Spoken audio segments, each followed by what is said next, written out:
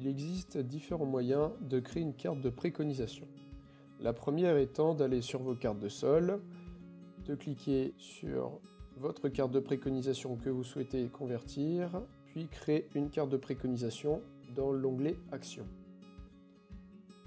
Cet onglet recense le nom de votre carte, ici Préco matière organique, l'origine autre, puisqu'elle n'est pas issue d'un prestataire de service.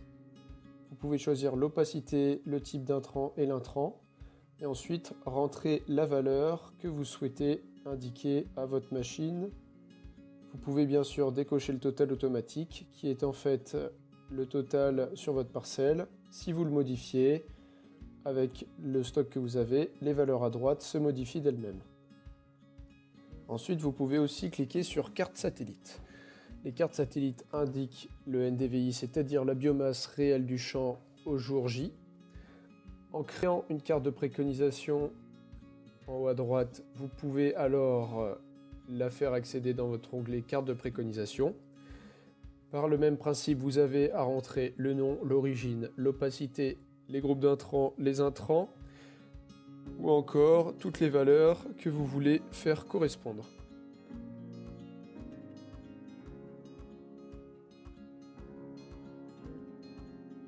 Vous pouvez ajouter un commentaire facultatif et bien sûr modifier le total.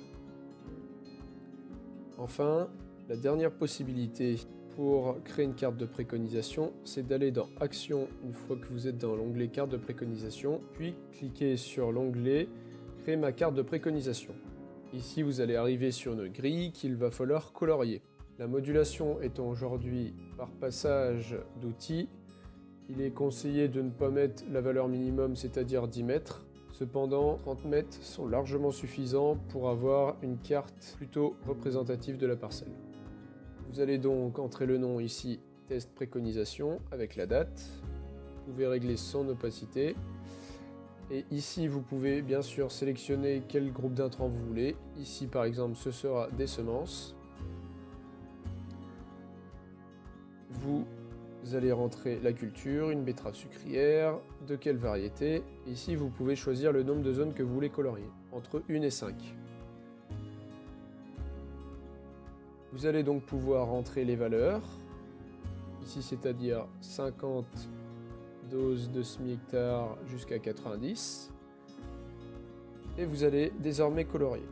Je commence par colorier en bleu les forières.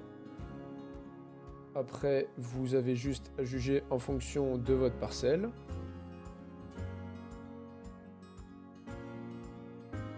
N'hésitez pas à bien déborder sur les bords des champs, car après, vous allez devoir réajuster au bord de la parcelle et l'algorithme doit comprendre que votre champ est complet.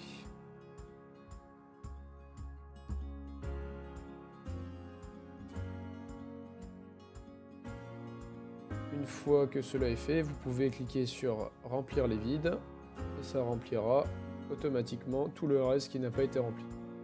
Le commentaire peut être ajouté et vous pouvez bien sûr modifier le total automatique.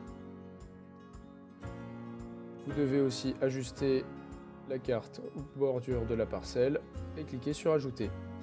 Votre carte a été importée avec succès. Ici, vous avez bien sûr la liste de toutes les cartes que nous venons de faire. Bonne chance!